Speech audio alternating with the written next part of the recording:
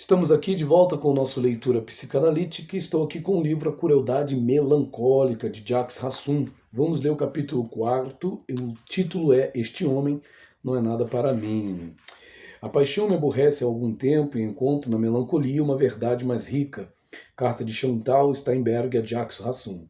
A ausência do objeto perdido, a impossibilidade de fazer o luto, a não inscrição persistente do significante luto, que tornado enigmático, não para de se manifestar. Tais seriam os sintomas da afecção melancólica, uma afecção em que o sujeito é preenchido pela imagem de um objeto maravilhoso e todavia fúnebre, o seio não perdido pela mãe.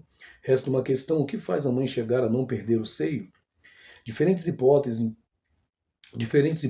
podem aqui ser evocadas. A quem reserva a mãe este não perdido, o seio? Seria o melancólico filho de um casal demasiado apaixonado? Estaria ele preso no excesso de sexual parental? Ou seria ele o rebento de uma mãe que designa a essa criança um lugar que lhe permite sexualizar a mama, não em benefício de um outro, mas de seu próprio narcisismo faltante?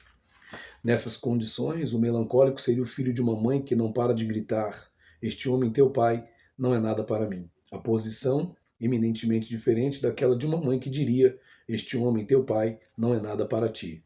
A nuance é importante. No segundo caso, o pai, expulso da sua função paterna, intervém como o homem daquela mulher, a mãe todo-poderosa do psicótico. Aquela que coleciona os objetos, ela pega tudo e não dá nada. Verdadeiro cemitério das causas do desejo. Ela aspira literalmente a povoar seu mundo interior com aquilo que parece dever lhe pertencer. No primeiro exemplo, o pai pode certamente existir diante da criança, mas essa existência é aleatória. Esse homem não amado, esse não sei o que, não pôde emocionar em nada essa mulher que por nada ele marcou. Essa impossibilidade aparente de pensar, de qualquer modo que seja, essa cena primária, mergulha o sujeito no espanto e na abulia. Quem antes de mim escreveu que antes de ti ninguém vivia, e ninguém morria, e ninguém estava em mim? O melancólico esbarra, portanto, numa ausência radical, numa supressão do tempo, numa necrose que ataca seu corpo de onde a vida se retirou antes mesmo de estar inscrita. Viver no simulacro, defrontar-se com sua aparência de vida, com uma aparência de vida, eis a exaustiva tarefa que o reduz à sua incapacidade de desejar. O que lhe foi dado escapou-se-lhe num átimo, desde sua entrada na existência. Nessa necrose, o que é teu e qual é meu quinhão nessa necrose? Não te suportarei sem saber, tu ou sabe-se lá que está adormecido com meu nome. Tu me confundiste com outro, que me despertaste em lugar de outro, tu que me excluíste da vaidade deles, tu que me concebeste, tu minha só e única poesia. Tal poderia ser o dito do melancólico. Ele está no lugar de um outro que não cumpriu o que Eros é suscetível de instituir, a separação. Com efeito, o que permite que uma mãe perca o seio é representado por uma perda. É eco longínquo do que esteve em jogo entre ela e um homem. Não necessariamente o genitor, claro, mas aquele que representou e exerceu a função paterna para a criança em questão. O corolário dessa dificuldade de fazer a criança reconhecer seu pai como terceiro, como um homem suscetível de emocionar aquela mulher, a mãe, proíbe esta última de perder o seio, de perder justamente aquilo que permitiria à criança constituir um objeto. Assim, a melancolia seria sempre uma questão colocada ao gozo feminino, e não ao gozo fálico e nem àquele que se designa pelo gozo da mãe, que nos remeteria à psicose, mas bem ao contrário, a um gozo centrado no objeto que parece não poder ser cessível. Gozar desse objeto em vez e lugar de um homem que nada é para mim é o que deixa a criança entregue à melancolia. De fato, como pode a criança constituir o objeto como objeto perdido se o primeiro outro, sua mãe, não pôde lhe transmitir uma experiência de perda? Como poderia esta agenciar um espaço psíquico próprio a tal operação se esta criança está presa numa sequência linguística que não para de proclamar a propósito de seu pai: Este homem não é nada para mim? Para essa mulher, o objeto da falta não encontra no instrumento do desejo. O objeto de sua falta esbarra no insignificante. É isso que o melancólico vai herdar. Precisemos, só há amor na perspectiva de uma palavra que demanda ser ouvida. Na paixão, só há uma espera infinita e sempre impossível de satisfazer. O melancólico, por sua vez, não espera mais nada. Ele desespera de esperar e não pode exprimir a menor demanda. O amor, nos diz Lacan, é dar o que não se tem. Ora, o melancólico foi imediatamente confrontado com a impossibilidade do amor, a impossibilidade de que o outro pudesse se situar na perda, a impossibilidade, enfim, de um dom, a qual remete seu próprio ser à vizinhança do nada. Em outras palavras, ao ele não é nada para mim, dramatizado da mãe, responderá um eu não sou nada da criança, que retoma termo a termo, do ele ao eu, as estações de uma falta de erotização deste primeiro outro, representado pela mãe. Assim, contrariamente ao trabalho de luto, que coloca em jogo uma perda real de objeto, própria a autenticar peça por peça, signo por signo, ideal por ideal, que sustenta o narcisismo, haveria no melancólico um tal dano narcísico, uma tal ausência de erotização primeira, uma falta de amor que a imagem especular, a que funda o ego e os ideais a ele vinculados, ideal de ego, ego ideal, não seria capaz de suportar o menor trabalho de luto. Com efeito, se o ideal se funda numa perda, e se esta não se constituiu como experiência primeira, então os ideais são rejeitados ao limbo do inominável e do inscritível. Lembremos aqui que o melancólico é um enlutado que nenhum outro poderia atingir, posto que sua degradação não pode medir-se ao metro de um ideal radicalmente ausente. Tudo o que ele pode é acusar-se de um crime mais atroz, mais terrível do que todos os crimes cometidos e a cometer, o que visa um objeto ausente. Ele não matou ninguém em efígie, ele matou o ausente, ele suicidou o objeto, o único que conta e que vale, aquele que causa seu desejo.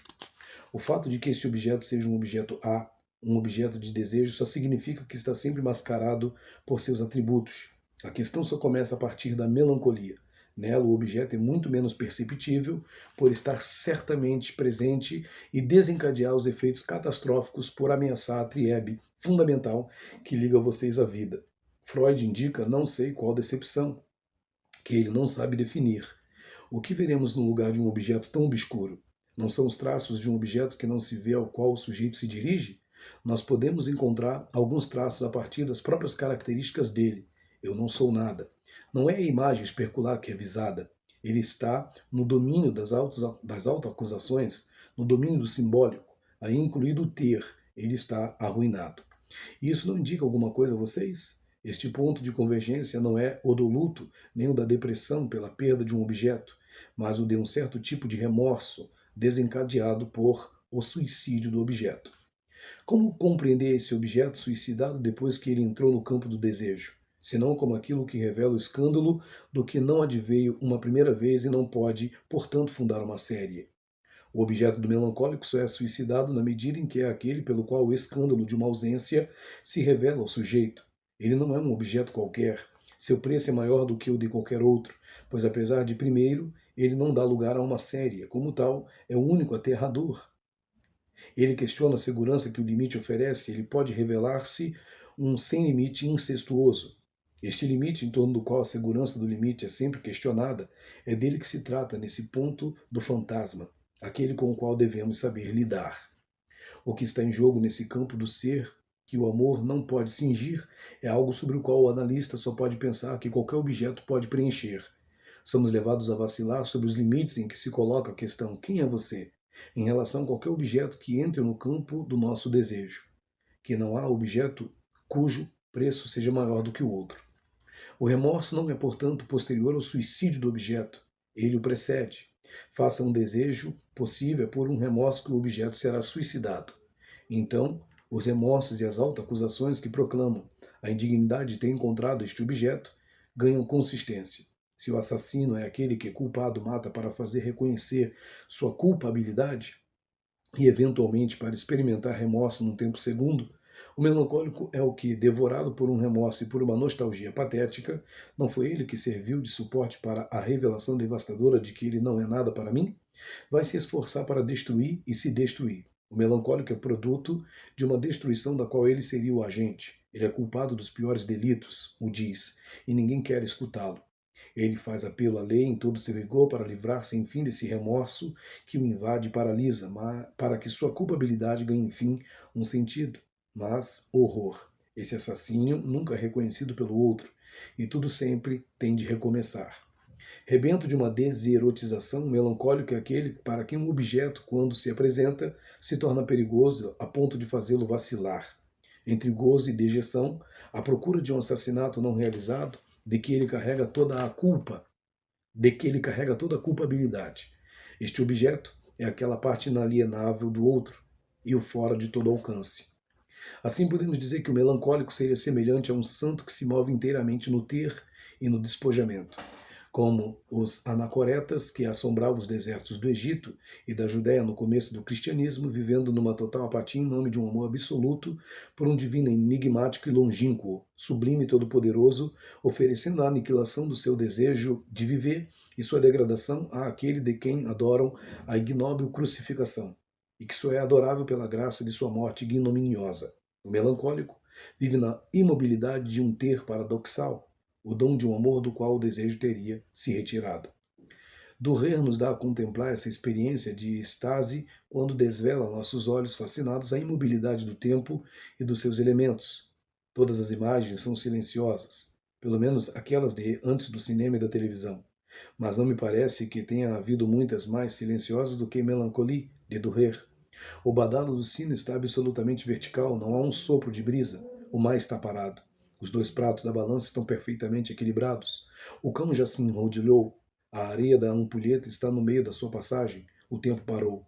Ou melhor, não se pode mais medi-lo, pois sabe-se muito bem que objetivamente ele passa, mas na imagem, subjetivamente, tudo está imóvel e silencioso. Essa imobilidade, esse silêncio, dão conta de uma saturação representada pelo objeto que, raptado no outro, não pôde se constituir em seu status de objeto perdido, e estorva o melancólico até a sufocação.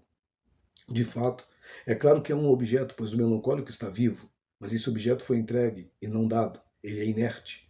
Para esta criança, a mãe ausenta a si mesma, figura horrível de uma divindade quitoniana. Ela não cessa de clamar, não se trata de uma rejeição. Ao mesmo tempo que mantém a inércia de um entregador, para quem destinatário e objeto transmitido são perfeitamente indiferentes. Por isso, o melancólico não tem outra escolha além de tentar cometer o assassinato do objeto. É assim que podemos entender a crueldade melancólica. O melancólico não é menos cruel em relação a seus familiares e próximos do que é em relação a si mesmo. Ele é cruel na medida em que, para suscitar o objeto para que o objeto causa de desejo advenha, ele é constantemente submetido a uma necessidade, aquela do assassinato do que ele atinge no coração, mesmo da sua subjetividade, o lento assassínio daqueles que ama. O remorso procede desse assassínio, desse suicídio sempre malogrado, sempre inacabado. Confrontado à tarefa sempiterna de um suicídio a recomeçar constantemente, o melancólico se encontra mergulhado no espanto e na apatia. Para ele, nenhuma dúvida. O crime já ocorreu desde sempre e a cada instante é novamente perpetrado. O melancólico é o coveiro da sua história, o arqueólogo surpreso que não para de exumar ossos alvacentos, testemunho de uma vida inimaginável e petrificada. Ele percorre Pompeias, em que os corpos, surpreendidos pela lava, estão em toda parte, desprovidos de quaisquer traços que permitissem identificá-los. O melancólico, que só é podridão, vive no entremeio de um apodrecimento constante. Ele é aquele que, a exemplo de Simão, o estilita, tal como Buñuel o descreveu, se instala na fetidez e na degradação.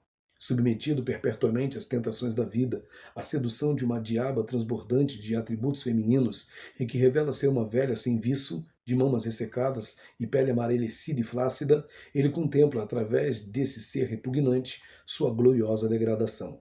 A ele poderíamos aplicar a frase de Heráclito: diante de cada expressão, um homem estupidamente inerte tem o costume de inflamar-se com paixão. Vivendo somente de suas paixões, que o abismam sempre mais profundamente, o melancólico mostra como fazer consistir o outro no sofrimento, como uma outra maneira de suscitar os remorsos de existir, de manter-se indefinidamente na sobrevida.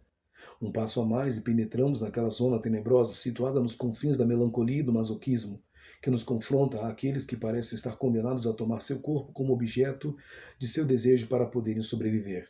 Reconhecer-se como objeto de seu desejo é sempre masoquismo. Dominique tinha formulado uma demanda de análise no final dos anos 70. Ele morava então numa pequena capital provincial de uma região limítrofe da França, mas, me disse ele, não podia fazer análise com nenhum dos analistas da cidade. Tinha sido amante deles ou das suas mulheres, ou então os conhecia de perto demais. Por isso, durante os 3 primeiros anos de sua análise, ele faria longas viagens noturnas, as quais o trariam, sujo, suado e não barbeado, ao meu consultório. Dominique é um espantado. Sua voz, suas ideias, suas atitudes são aquelas de um ser perplexo que não compreende o que lhe está acontecendo, nem o que lhe aconteceu. Filho de um casal que logo se divorciou, viveu entre sua mãe e sua avó até os 18 anos de idade. Seu pai, um fidalgote provinciano, vive retirado em suas terras. Ele se casou em segundas núpcias com uma mulher muito jovem, que o impede de estar com seu pai. De sua história familiar e sua infância, ele não dirá nada. Seu propósito é outro, evocar sua vida semana após semana com abatimento. Ele trabalhou no circo como equilibrista e contorcionista, tomou drogas semipesadas, bancou e continuou a bancar durante os 2 primeiros anos de sua análise o palhaço e o burro de carga da turma de machões de roupas de couro que frequenta. Entre as vexações sofridas, uma das mais anódinas é a seguinte: certa tarde, com os amigos numa campina, de repente ele foi despojado de seus sapatos e da parte de suas roupas e obrigado em seguida a andar 15 quilômetros até chegar nestes paramentos mais simples, a aristocrática cidade em que vive. Catalogado como um homem muito bonito e muito viril por seu círculo de amigas, ele curte essas humilhações que só tolera na medida em que é o maestro. Quanto à sua vida sexual, ela o devora, tem de trepar mais e mais, e quando acaba, pede à parceira para estrangulá-lo, para ficar de pênis duro de novo. Às vezes sozinho, ele se enforca, se masturba freneticamente, enfia alfinetes nos mamilos, nos testículos, para ter uma ereção a fim de se sodomizar. Ele bem percebe que alguma coisa não está abatendo. Uma vez, chegou a um ponto em que ficou com medo, mas já não sabe muito bem em nome do que se proibiria suas manobras. Aliás, ele se mostra bastante surpreso pelo fato de eu não manifestar nenhuma reprovação diante de seus transbordamentos. Sua demanda diz respeito, a princípio e antes de tudo, ao seu fracasso sentimental, ao seu alcoolismo, ao sentimento de que tem de ser um fantoche e de nada poder mudar em sua vida, apesar de todas as tentativas. Com o passar dos anos, uma certa modificação se produz. Ele retoma seus estudos universitários, se casa, sai da cidade natal para se instalar na região parisiense. Torna-se pai de um menino e dá aulas com sucesso, em condições extremamente difíceis, em estabelecimentos escolares em que poucos professores aguentam ficar mais de um ano. Ele monta um programa de ensino voltado para filhos de imigrantes não francófonos, retoma contato com o pai e pouco a pouco consegue se impor ao conjunto do círculo acadêmico do qual faz parte. Contudo, continua os conflitos com a esposa, uma cigana que fica gritando o tempo todo, e há momentos em que o frenesi sexual de antes retorna com violência, mas dessa vez acompanhado de uma certa angústia. Enfim, ele acha difícil se adaptar às regras que a sociedade impõe. É-lhe impossível pagar os impostos a tempo, não atrasar o aluguel. Ele negligencia preencher os diferentes documentos administrativos que paramentam a vida do cidadão. Assim, pouco a pouco, após um recuo progressivo do masoquismo sexual no qual Dominique parecia estar preso, surge, como um texto escrito num quadro negro mágico, aquilo que representa o que está realmente em jogo, o que Freud chama de masoquismo moral, onde está em jogo constantemente a paixão pelo fracasso. Revela essa atitude, como sustenta Freud, uma relação tal com a culpabilidade e a falta, que o sujeito não para de querer se punir? Ou trata-se antes de um desafio oposto à lei e àquele que a sustenta, o pai? Não seria este último em tal problemático um déspota que só saberia emitir ditames severos e sádicos?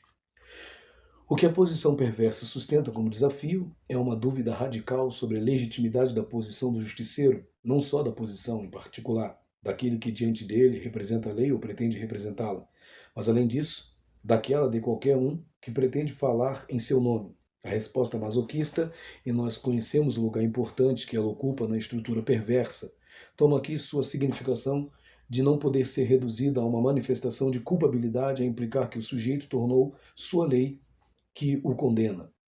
O masoquismo é, em primeiro lugar, denúncia do sadismo do outro. Todavia, é verdade que há quem se arme das tábuas da lei como outros se servem do chicote, mas do momento em que seus julgamentos só podem encontrar sua sanção em atos que desemboquem no prazer experimentado tanto pelo acusador como pelo culpado. Não há mais intervenção possível da ordem ética. Observar-se-á igualmente que no momento mesmo em que o julga vê contestar de modo tão radical a legitimidade da sua intervenção, abre-se o espaço para uma tese, muito próxima da teoria psicanalítica sobre a conjunção do desejo do pai com a função desempenhada por este como agente da castração, como representante da lei. A atenção que ele emprega para interrogar o desejo do pai, para reconhecer seu lugar fundador, lhe assegura neste processo uma habilidade particular para discernir e saber pôr em marcha os mecanismos mais garantidos. Os mecanismos mais garantidos? E não é isso que o masoquismo não para de encenar num modo paradoxal? Algo relativo ao desejo que exclui toda inibição? Não é por erigir seu desejo em lei que o masoquista se encontra preso a uma situação de loser permanente? Assim, é na coincidência perfeita do desejo com a lei que o masoquista se submete a um superego feroz, que o tranca numa ética do fracasso, levada até o fim e sobre a qual ele parece não poder transigir. O masoquista é a semelhança do sádico, aquele que, sujeitado a um desejo desarrimado da lei, não cede jamais sobre o que o precipita na direção das suas trágicas impulsões. O terceiro é convocado como testemunha, mas numa posição muito particular, a da ilegitimidade. Toda intervenção, toda crítica, toda observação, toda interpretação, em vista de introduzir qualquer disjunção na linearidade do discurso do masoquista, é para ele inaudível e nada mais faz do que reforçar a lei a qual o perverso e singularmente o masoquista estão submetidos. Isso os precipita numa submissão à autopunição permanente. Eis onde jaz o paradoxo. O masoquista se pune sem que haja falta, sem que lhe aflore a noção de falta. Se o significante falta se introduz em sua proposta, não representa nada, senão um conjunto de imagens que lhe permite encenar seus fantasmas perversos. O delito de que se acusa para ser punido pertence ao domínio de um eufemismo próprio a sustentar a verdadeira aposta que ele tenta encenar. Apelar ao olhar do outro mais do que à sua escuta. Por isso, temos de considerar que o masoquismo é uma exibição. O erro seria tomado por uma inibição. Essa exibição consiste em uma intricação pulsional paradoxal. A pulsão de morte parece em constante ação, excluindo o outro em sua subjetividade, tomando o próprio corpo como objeto. Aqui o sujeito submetido à lei do desejo oferece seu corpo e seu destino a essa erotização da pulsão de morte. Ora, se acompanharmos Freud quando afirma que o destino é a última figura sombria e inconcebível daquilo com que o infância tem de lidar, os pais, podemos então considerar que o que está em jogo como inconcebível para o masoquista é muito precisamente o casal parental de que ele resultou. Ser o filho exatamente daqueles dois. Ora, se acompanharmos Freud quando afirma que o destino é a última figura sombria e inconcebível daquilo com que um infância tem de lidar, os pais, podemos então considerar que o que está em jogo como inconcebível para o masoquista é muito precisamente o casal parental de que ele resultou. Ser o filho exatamente daqueles dois não significa comprometer o cenário do seu desejo, preso na unilateralidade da falta, no saber suposto sobre o desejo do outro, no saber de sua recusa? O masoquista sabe que vagueia nessa encenação última de uma não relação com aqueles dois, mas nenhuma consequência desse saber se inscreveu em seu inconsciente. No lugar dessa ausência de inscrição só há desmentido, só há não acredito nos meus olhos, de que ele suportará a ascese até o mais extremo do seu sofrimento. O fato de que a confrontação com esse segredo e seu desmentido possa às vezes mergulhar o masoquista num episódio crepuscular não nos autoriza a supor que ele tenha se confrontado a uma forclusão dos nomes do pai. O que aqui está em jogo se reduz à impossibilidade de reconhecer e identificar aquela parte subtraída do primeiro outro, a que permite ao sujeito fundar seu desejo. Este impossível seria o que procede do desmentido em relação ao falo e à lei, tais como suportados pela função paterna.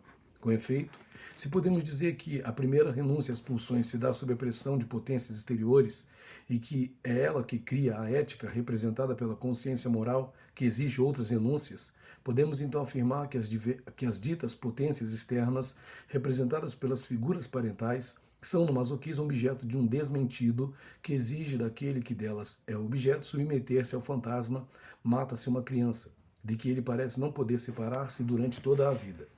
Assim, nós assistimos a uma sexualização da pulsão de morte e da moral em que o mundo exterior se torna um cenário onde se representa ao infinito a punição que seria suscetível de fornecer ao masoquista uma prova da sua própria existência, ao submeter seu corpo à violência. Esse corpo objeto, causa do desejo da pulsão de morte, vai tentar, por meio do sofrimento exigido do outro, encontrar uma realidade que se furta enquanto a desativação dessa via de acesso ao outro e o sofrimento que a acompanha se torna a lei do sujeito, sua única lei. O gozo superegóico que está em causa no masoquista é então substituído por uma tensão pulsional, que não teria encontrado na dita realidade no exterior seu limite. Donde o frenesi em busca de sofrimento, donde a necessidade de encontrar um outro, mesmo oferecendo-se como objeto, donde o ponto de encontro e da disjunção que percebemos agora entre a melancolia e o masoquismo. No primeiro caso, o objeto que não se constituiu no tempo do narcisismo primário torna impossível o primeiro luto, modelo dos lutos futuros, e torna com isso aleatório um saber sobre a perda e sobre a falta a ser. Ao passo que, no masoquismo, os avatares do objeto, causa do desejo, têm por função sustentar a sexualização da pulsão de morte. Esta última toma o corpo como objeto, meio como qualquer outro de colocar-se sob o tacão de uma lei que tenta ignorar a falta no outro, como fundadora do desejo, em proveito de uma sutura que o masoquista tenta, pelas feridas repetidas que impõe a seu corpo, manter intacta. A fórmula seguinte esclarece a problemática do masoquista: ferir-se, machucar-se, desde que a falta no outro não seja tornada possível, a menos ainda pensável. Aviltar-se, a fim de constituir, no lugar mesmo de um corpo destruído, uma aparência de outro. O fato de que certos casos de toxicomania ou de bulimia, anorexia, se situem no limite da melancolia ou do masoquismo não será surpresa para nós, se considerarmos a paixão que sustenta essas dependências e não perdemos, enfim, de vista que a passividade como modo de relação com o outro se situa na interseção dessas diferentes afecções, até inclusive na sua relação com a espera angustiada que parece representar o emblema comum sobre o qual se alinham.